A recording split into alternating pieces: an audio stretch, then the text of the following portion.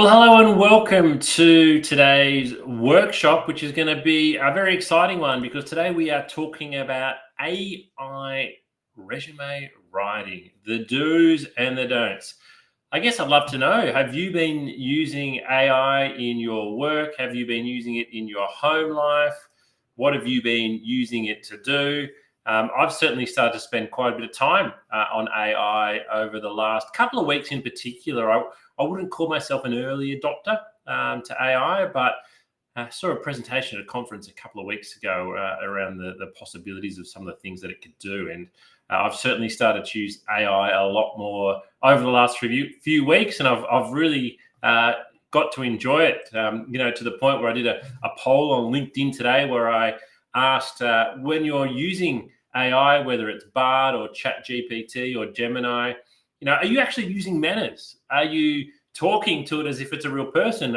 I opened up Gemini this morning and was doing some stuff, and I actually typed in "good morning," and it replied. It said, "Good morning. How are you today?" And I find myself saying "thank you" when it comes back with some useful information. So, it certainly is a very interesting space. Recruitment, like most industries, has been impacted and will be further impacted by AI. And you as a job seeker, can certainly use AI to your advantage, but using it in the wrong way means you're going to be using it to your disadvantage. So that's what we're going to go through today. I'm going to share with you some of the do's and don'ts, particularly when it comes to resume and cover letter writing. So that's what we're going to be, going through today. Just a little bit of webinar housekeeping to start things off with. I am streaming to you live today, wherever you're watching me around Australia or the world, whatever platform you're on. If I do drop off for any reason, if the internet drops out or we have a blackout, I'll rejoin as soon as I can. So if my screen goes black, don't leave. It only happens once or twice a year, and hopefully today is not the day. Feel free to ask lots of questions. Wherever you're watching this again, you'll be able to type in some questions. You'll be able to type in some comments. And so I'd love to hear from you. And particularly at the end of the workshop, we'll take additional questions. But if you want to put questions to me live as we're going along, I'd love to answer those. And I'd really encourage you to take notes. You will be able to watch a recording of this workshop. It'll be on our YouTube channel. But when you're learning or hearing about something for the very first time, it actually strikes you in a different way. So if you hear something today, I'd really encourage you to note it down and what you thought about it the first time that you heard about it. But a little bit about me, your presenter. My name is James Whitcomb. I'm a director at a recruitment agency called Smart Recruitment, where I've been since 2005. In November this year, I'll hit my 19th year at Smart Recruitment. Over that time, I've conducted over 3,000 interviews, over 600 group assessments, and placed over 1,000 people into jobs. I would have read well over 100,000 resumes, might even be 200,000 resumes. It's really hard to tell. I've seen wonderful resumes. I've seen terrible resumes. I've seen great candidates with terrible resumes and terrible candidates with great resumes. And I've certainly learned, how to help coach and guide individuals to create a resume that stands out and gets attention. And I launched the Candidate Coach, the platform that we're meeting on today, back in 2019.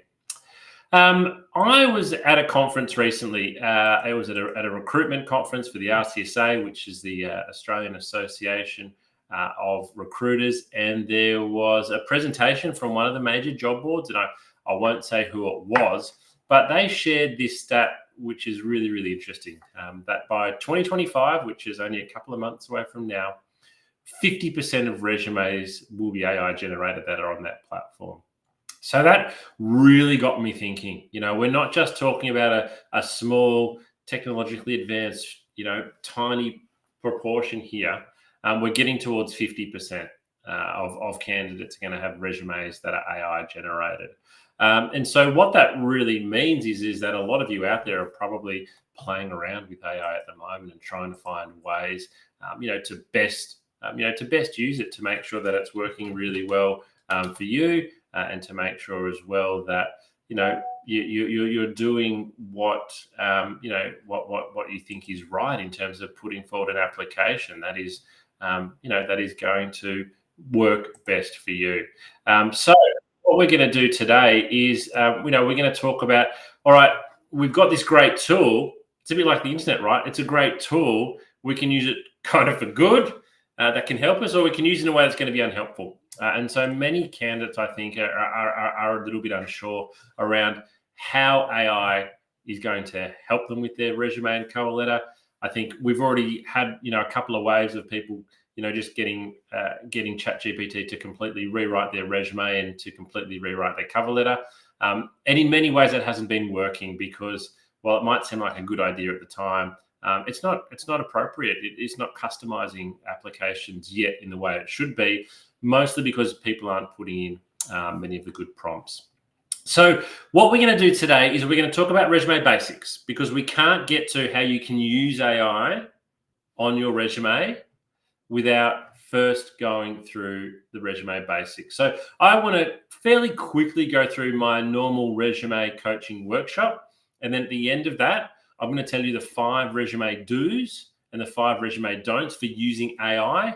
And I'm actually going to jump into Gemini, and I'm going to show you how you can use Gemini to better match your resume to a job ad, and how you can better write a cover letter using AI to match a description. So stick with me, because we're going to be going through some of those basics first. But I'd like to start off with a question. I'd like to ask you a question. How long do you think a recruiter actually spends reading your resume? Now, you yourself will have spent a lot of time on your resume. It might be a document that you spent 10, 20 hours on over the last couple of weeks. It might be a document for many of you that you've been working on for years, and you continually update it and you make changes there. You find that job online that's really interesting. You submit your resume and you send it off. How long do you think somebody spends looking at the resume? Let's have a look and see what the answer is. 7 seconds. So eye tracking study shows that 7 seconds is the average amount of time that your resume is viewed. Now, I don't want you to think that every resume is viewed for 7 seconds. Don't get me wrong here.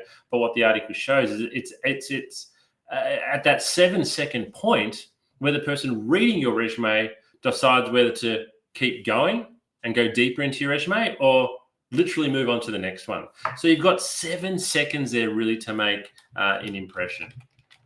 So that's something that I just want you not necessarily to keep at the back of your mind. You need to keep this at the front of your mind whenever you're designing your resume, because if it doesn't draw attention and get a good response in the first 7 seconds, then no one's going to read any further. So let's have a little bit more of a detailed look at what this article said. So recruiters spend, and I'm looking over here because this is my share screen. Second dot point, resumes that succeeded in capturing the recruiter's attention featured simple layouts. So I want to keep things simple with clear sections and heading titles. Resumes organized by the E or F pattern reading tendencies also did well. So the E or F pattern, I want you to imagine a whole sheet of paper and a really big capital E that takes up the whole page. So, or a really big capital F that takes up the whole page. What that means is all of the, the key points are coming off from one side. That's the E or F pattern. Especially when they utilize bold titles and bulleted accomplishments. So we want it well spaced, well organized, bold title, bulleted accomplishments, well sectioned. Resumes that did not fare well were hindered by cluttered layouts, a lack of white space on the page. So we do want some white space, multiple columns and long sentences. A lack of section or job headers also turned off recruiters, as did text that didn't flow or draw the eye down the page.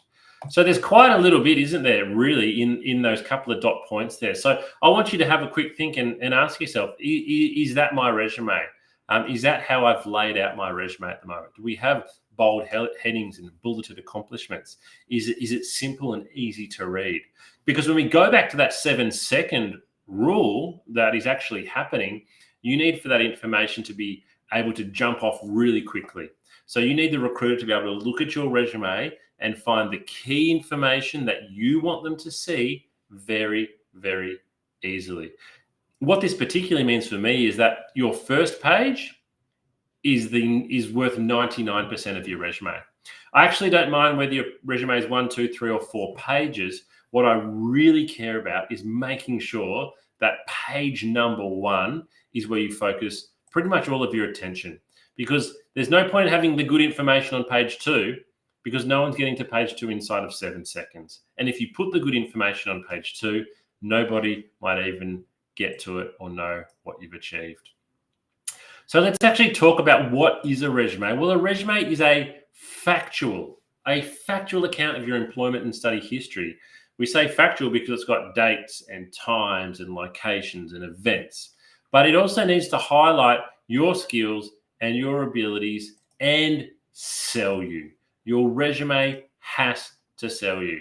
Sell, sell, sell.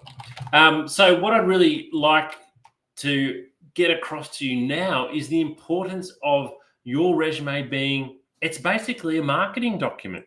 Your resume is, it's an advertisement for you. It needs to really highlight everything that's good about you.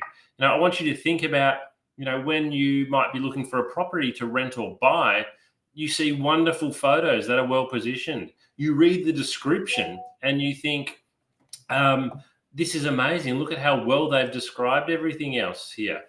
So what you need to do is to think of your resume in that way. This is an advertisement for you. When you drive past a bus stop and you see an advertisement, that's your resume. When you see a billboard, that's your resume. When you see an ad online, that is your resume that you need to change your mindset away from it's just black words on white paper to it's an advertisement. It needs to sell you.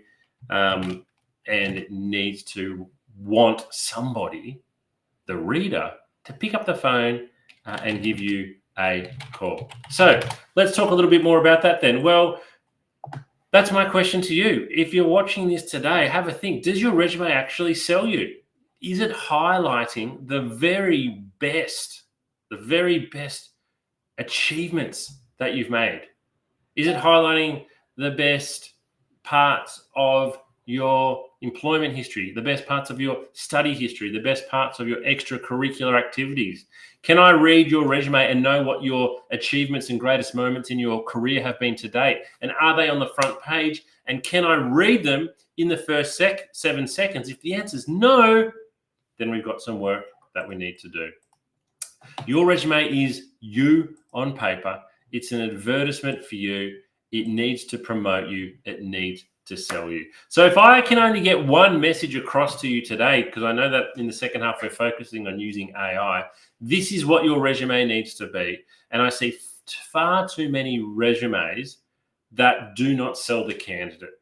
And when I then maybe interview the candidate, I find out all this other information that is wonderful, but it wasn't on their resume and they probably only got through to interview based on a fair bit of luck. Let's remove the luck out of it and let's get your resume back to selling you. So stop thinking of your resume as a dry, boring, academic document and start making it come alive and highlight how very good you are because you deserve it. And importantly, it's a fluid document. So what I mean by that is your resume does not stay the same for more than one job application. And I'll talk about this at the end, but it's important to mention up front, you've got to customize and tailor your resume for every single application. Now, you might be thinking, but James, I'm just applying for customer service jobs. They're all the same. Well, they're not. Every single one of those jobs is different in many ways. First of all, there's a different employer every time. Every job will have slightly different skill set. Every advertisement will actually highlight 2 or 3 things different to every other advertisement. So you need to tailor your resume for every application. And if you are sending out the same resume for multiple vacancies, then you are not doing it very well and you're not going to have a very good success rate and you're wasting your time. All right, so let's talk about the first step. So the first thing that we need to talk about is basic resume structure. So before we get into talking about how we can use AI to write our resume and some of these other fancy things, we need to have the basic structure right. We need to have the structure is kind of like the recipe. And if you don't have the recipe right, then it doesn't matter what we cook with, it's not going to taste very good. I'm not going to go into a huge amount of detail here, but as you can see here, I'm going to share with you a couple of images of basic resume structure. So what you can see here from this example resume, and a lot of it comes back to that initial article we read, that capital E or capital F pattern. Lots of things coming off, the left-hand side there. So what I like about this resume is we've got the contact details up top. We've then got 3 bold headings. So quite easily, it's quite easy for me as the reader of the resume to read this resume. I can see it goes summary, education history. And then importantly, sort of towards the bottom here, and this is just a template, and you can use this template on our Candidate Coach platform, is we've got achievements on the first page down towards the bottom there. We need to get our achievements very front and center on the first page of our resume. So it's not overly complicated here. As I said, it's basic resume structure. Let's have a look at another one. And again, this is another one that I've created, slightly different. Down the left-hand side here, we've got name, contact details, and then some skills and attributes. But again, as you'll see throughout the resume, we've broken it up with bold heading, with bulleted points, and with different sections, so it's easy to read. Because most recruiters, the first thing they're going to go straight to is your employment history and look at what your most recent job is, because that helps to most easily give me a sense of understanding around your suitability for the job. So it's great to list skills and attributes. It's great to list an introduction. But the first thing most recruiters' eye is going to go to is your most recent employment. So we need to have that on there. We also need to list our key accomplishments and achievements again, which you can see just at the bottom of the images that is cutting off there, that we have those listed. So get your resume structure right. And then the second step, I said, is selling yourself. So after we've got that structure right, how do we actually go about selling yourself? So I'm going to share an example with you now of how you can best sell yourself. I'm not going to take you through a whole resume here, but I'm going to share with you an example from a candidate that I met a couple of years ago, and a little bit of a before and a little bit of after. So this particular candidate I spoke to on the phone. She'd applied for a sales role with me. And this is how, at the time, she described her experience. She said she was a sales representative, and I've removed the name of the company there. We're just calling them ABC. And she was a sales representative for pretty much 3 years. Now, if you recruit salespeople, 3 years is a really good tenure because sales is a tough job. So pretty much based on the fact that she'd been doing the one sales job for 3 years, that kind of got her through to the phone interview stage. Next, she has that she sold goods and traveled to meet customers and keep them happy. So that's how she described her whole role. And so I had a phone interview with her, and she spoke well, and I learned a few more extra bits and pieces. I then brought her in for a face-to-face interview, and that's where I learned what she really, really did.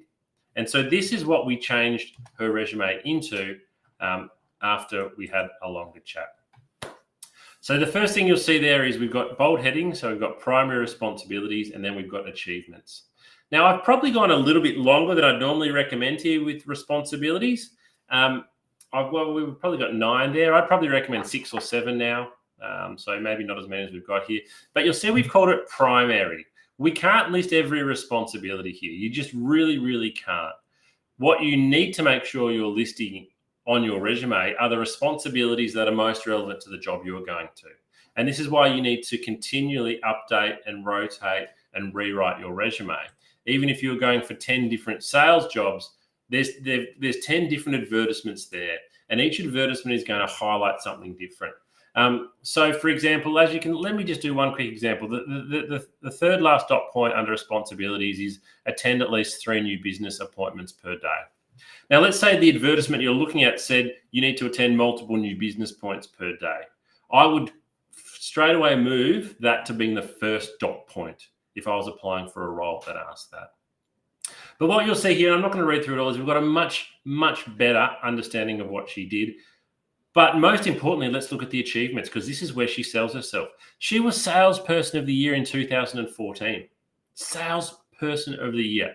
Now, she was so good at selling that this was a big team. There was lots of salespeople. It was a big company. The prize for being Salesperson of the Year that year was a brand new car. Can you believe it? She was given a brand new car because that was the prize for the top salesperson of the year in the company she was working in. It was amazing. I've not met someone before that or after that who received such a prize for being so good at their job. So on her previous resume, though, she didn't even have this mentioned. She has not salesperson of the year on her previous resume. So basically, if it doesn't say it on your resume, it never ever happened. But through talking to her and helping her rewrite her resume, we've got that on there. And you can see the other achievements there. You can see the other achievements that we've got listed. I'd really encourage you with your achievements to use numbers and to quantify things wherever you can. I understand that's not always the case, but if you can, it certainly does help. So that's a really good way for you to think about, okay, how can I go out and make my resume sell me a little bit more. If you're sitting there and you're kind of thinking, well, look, James, this is all well and good, but I haven't been salesperson of the year. I haven't even been employee of the month. I've got no recognitions in my current role. I'd encourage you to answer these questions to yourself. What are you doing in your job at the moment that you weren't doing when you first started? So, have you been given extra responsibilities? Because you could list those as an achievement. Maybe you're now asked to help onboard and train new staff. That's an achievement. Maybe you've been given responsibility to lock up the store, for example, at the end of the day. That's an achievement. Start to think of those things. What are you doing now in your job that you weren't doing when you started? You can list those as an achievement. Because in many ways, it kind of doesn't matter what achievements you list, but by listing them, you are showing that you've done a good job and you are showing advancement. Now, one resume I saw listed as achievement, regularly asked to take extra shifts. I thought I really like that, because if someone was regularly asked to take extra shifts, it's because they're doing a good job and probably because they're being reliable. So have a think about what you can list as achievements on your resume and make sure you've got those on page 1. The third step to creating a great resume is to make sure it's visually appealing. So again, I don't necessarily say that black words on white paper are bad, but it's 2024 now. And so there's so many great opportunities for you to have a resume that's visually appealing. A couple of easy ways to do that is to go to your candidate coaching page, wherever you're watching this today. We have templates there that you can download, or visit Canva. Canva.com, you can get a free account there, and they literally have hundreds of resumes, graphically designed resumes, where you just take out the current details and you'll put your own details in and you can fill it out, and it looks really, really good. Probably the only thing to consider with some of them, particularly with Canva, is that you will then normally download that in a PDF format, and many jobs might ask you for a Word resume. So you then might need to go and find another tool that converts it from PDF to Word. But there's lots of cool tools out there that you can use to make your resume look good, look sexy. Fourth step, and our last step before we get into how we're going to use AI, is you've got to change your application for every resume. The candidates that I see that send out, have the lowest response rate are the ones that sadly have sent out 100 resumes in the last 2 weeks, but they've sent the same one resume to every single job. Instead of sending 100 resumes, I would encourage you to send 5 resumes. Spend the same amount of time tailoring your application to 5 jobs as to sending the same resume out to 100 jobs. And I guarantee you that overall, you will get a more quantitative and a more qualitative response by tailoring your resume. All right, so let's get into talking about AI then. So using AI to improve your resume and improve your cover letter. So you'll see here in particular, what I'm not saying is using AI to write your resume or using AI to create your resume. It's specifically the word improve, because I think AI can certainly help you with many of the individual or smaller aspects of your resume, but I certainly don't think that you can use AI to write your whole resume or write your whole cover letter. You might be doing that at the moment and you might be thinking, what's the harm? Well, there's not a huge amount of harm, but as somebody who reads a lot of resumes, we are now able to tell if something is completely AI generated. It does stand out. There's certain ways that the chat platforms write, and this is something that we all can feel from the recruitment side when somebody's submitted a completely AI generated response. And also there are tools out there at the moment now as well that you can subscribe to that will go and completely do your applications for you. So I want you to think about AI as a tool to help you write your resume and improve your resume, but not to write your resume. So what we're going to talk about are the 5 do's and the 5 don'ts. So what are 5 things you shouldn't use AI for with your resume? And then what are 5 ways you can? And I'm going to jump into Google Gemini, and we're going to do a little bit of a live demonstration on a resume and a job application to show you how to improve it. So let's start with the don'ts. Let's start with the mistakes that a lot of people make. So the first one is just what I've described then. They use AI to write their whole resume. They might upload their current resume or their LinkedIn profile and just say, hey, ChatGPT, can you please rewrite my resume? And then they download that and they think it's better than it currently is. That's a huge no-no because it's not tailoring it. It's not your words. You need to know what's on your resume. You need to have a very good understanding of what's on your resume because you're going to be asked about it all the time. The second one is don't expect AI is better than you. I think a lot of people think, I'm no good at writing my cover letter. I'm no good at writing my resume. I'll just stick it into Bard and it'll be better than me. 9 times out of 10, the answer is no. I think we use AI to be a little bit lazy with things like this.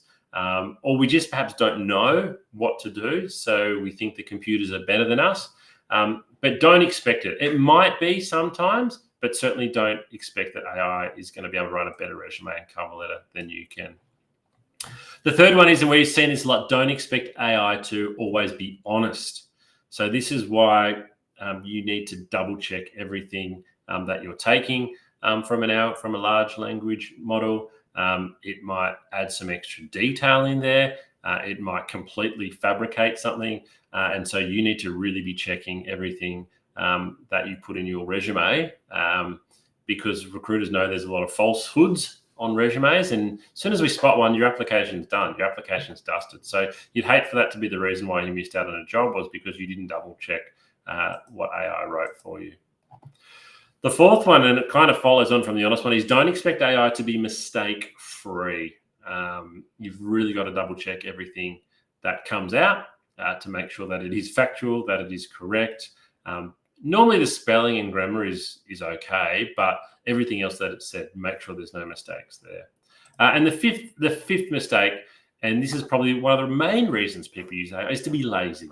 If you're using AI to be lazy because you can't be bothered, then it's not going to work for you with job applications. If you're using AI, as I'll show you in a moment, to do better research and to customize certain parts that you then rewrite yourself, it's fantastic.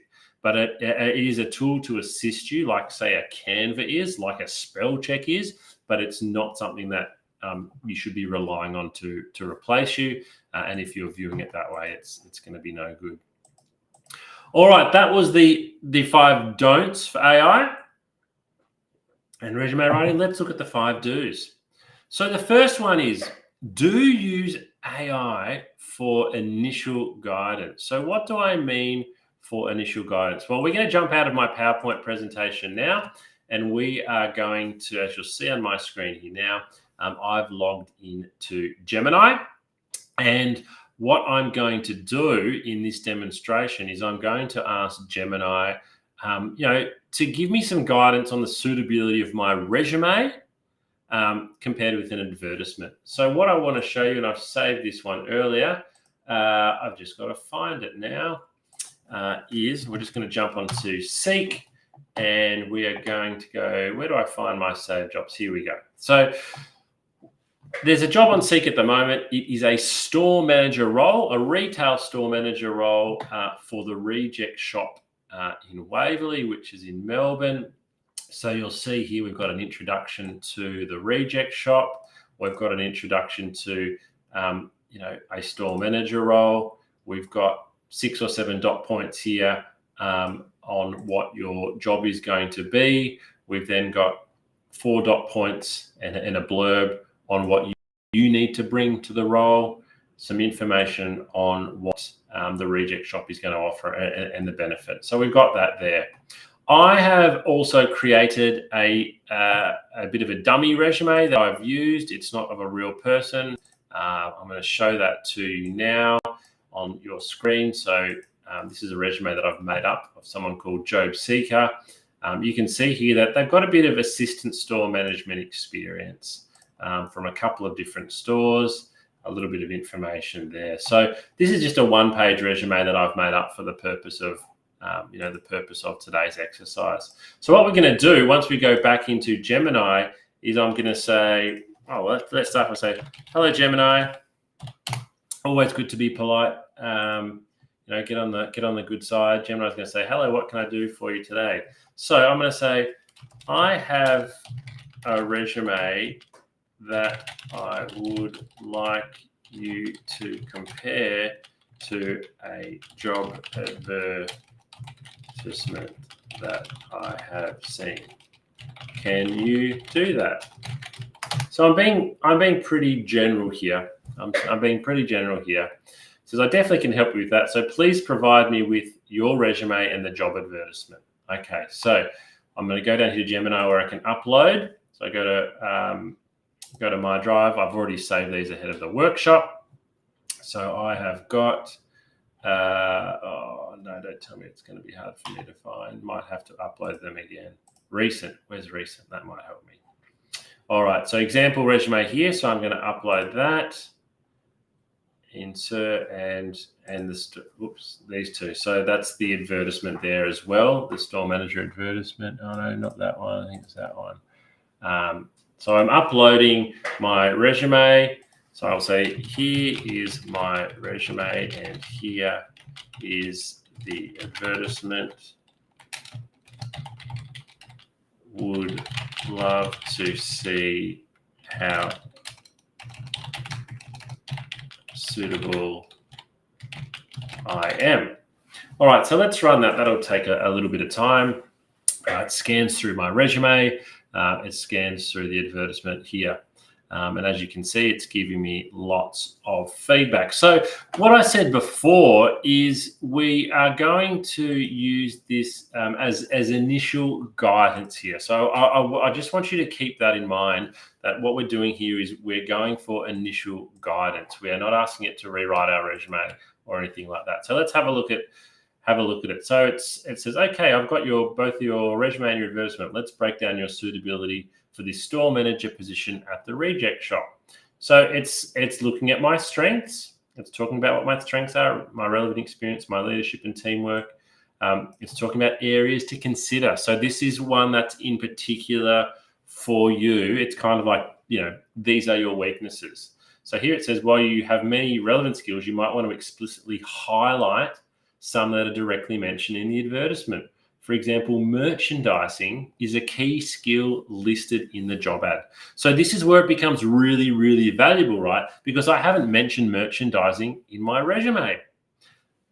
Gemini has picked that up. They picked up that merchandising is a key skill. It's not mentioned in my resume. That's great. We need to address that. Then quantifying achievements. Consider quantifiable results for your accomplishments. For example, instead of just saying increase efficiency, try increased efficiency by 15% through implementing new training protocols. So again, this is great advice. This is something that I really should consider. I haven't quantified what I've done there. Now, this one's really interesting. So it's suggesting that I might like to consider tailoring my language. So adjusting your language slightly to better match the tone and style of the Reject Shop advertisement. It's fun, a fun, energetic brand, so you could incorporate a bit more of that personality. And then it's finally recommending to research the Reject Shop's company culture and values to see if I align. It's given me, some bit of an overall feedback and then some next steps as well. So, and that's a bit of a reminder of what we've done there. So we've got some really great information there, some really, really good tips for things that I can for some things that I can do. So I would then go back to my resume, and in particular, I would make sure that I am mentioning my experience in merchandising. I'm using some statistics here. I may be changing the language a little bit. And I need to go and check the Reject Shop's company culture and values. So I might even actually ask it, what are the Reject Shop's values? So let's ask Gemini that, and let's see what it comes back with. So it's having a think.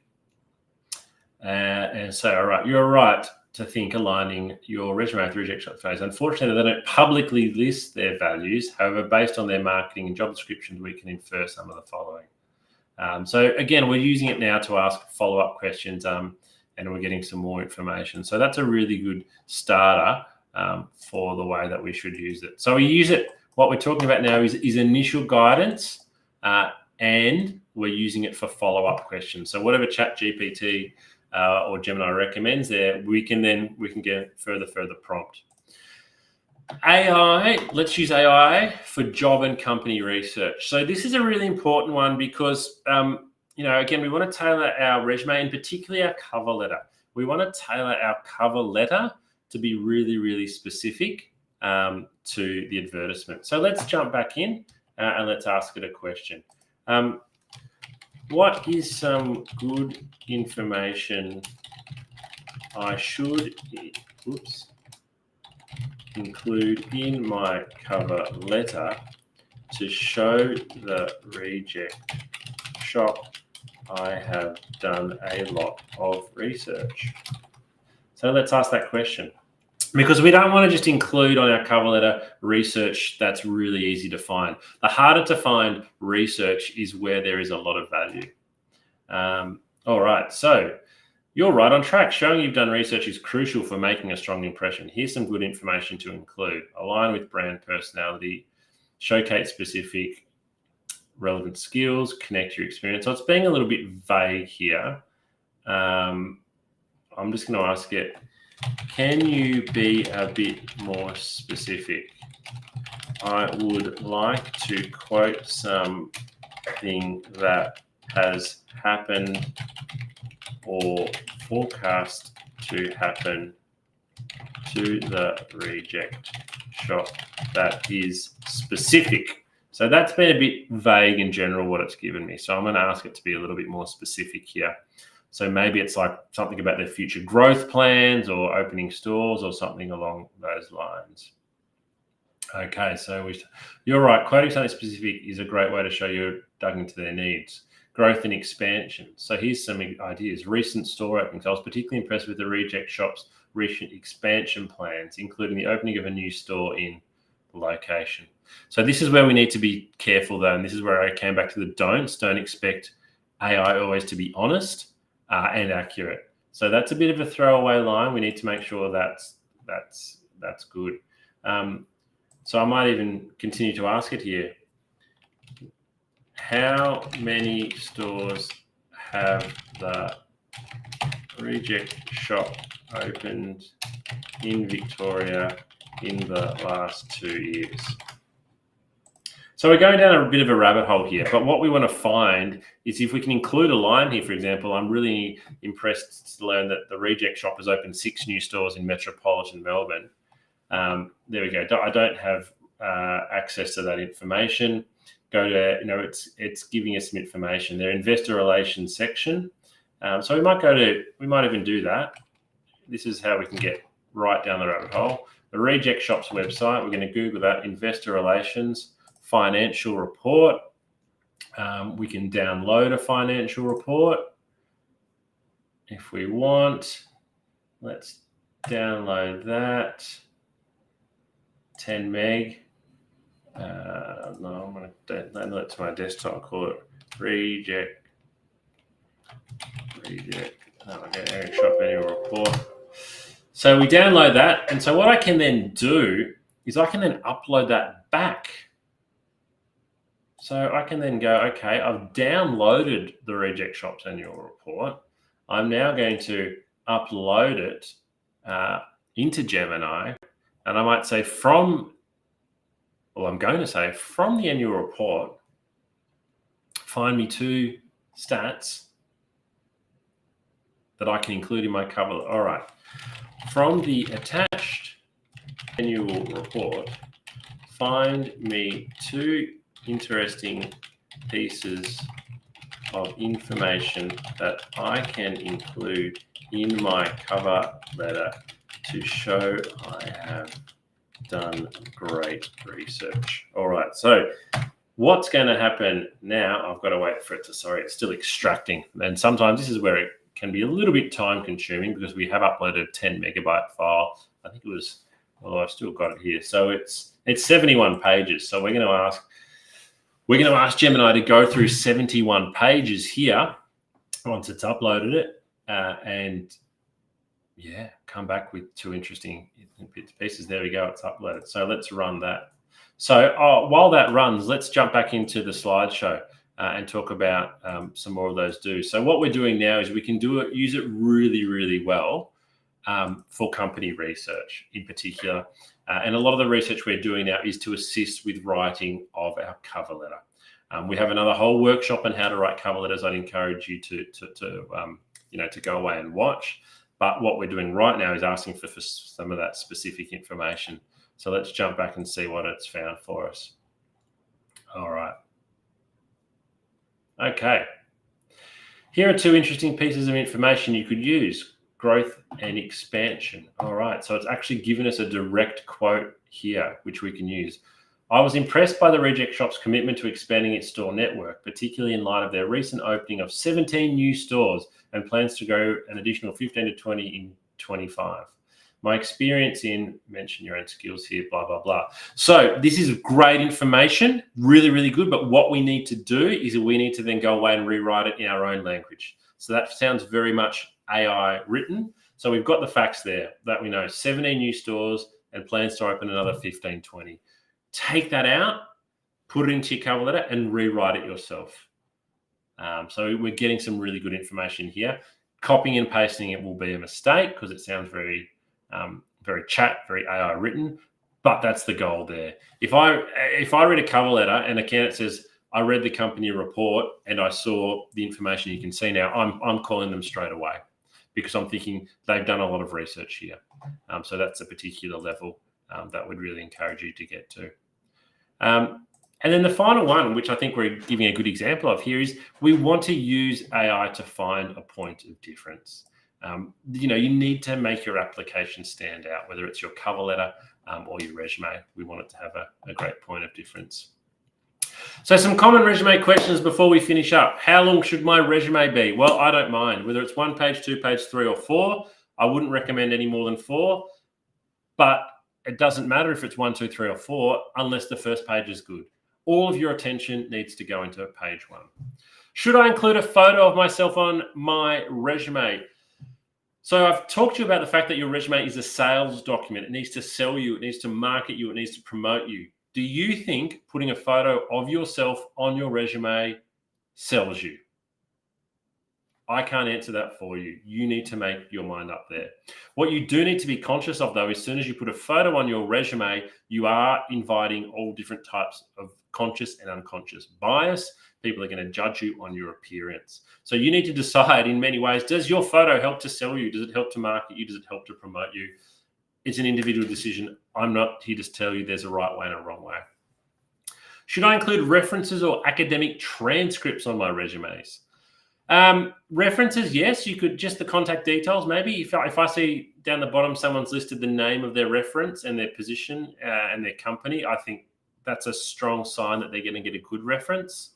Academic transcripts, no, not unless you've been asked specifically in the advertisement. And do I include every job that I've ever worked in? My answer here is no, you don't need to. I would say you don't really need to go too much back more than 10 years. You can still list those jobs if you want, but you don't need to go into great detail. It might just be the job title, the company, and the particular years. So the summary today for resumes, you need to sell your skills, your experience, and your achievements. You need to make it easy to read. If it's difficult to read, people won't read it. It should be visually appealing, and it's okay to be bold and try and stand out. And finally, your resume must be tailored for every single role. So that's the end of today. We'll stop the recording in a moment, but happy to hang around here. If anybody's got any questions, please feel free to type them in now. But it's been great having you join me today. I hope you've learned a little bit about resumes and how you can use AI to improve the quality of your applications. We'll run this workshop again soon, partly because AI keeps advancing, and I think in 3 and 6 months' time, it'll be even more capable than it is. But for me, it's good.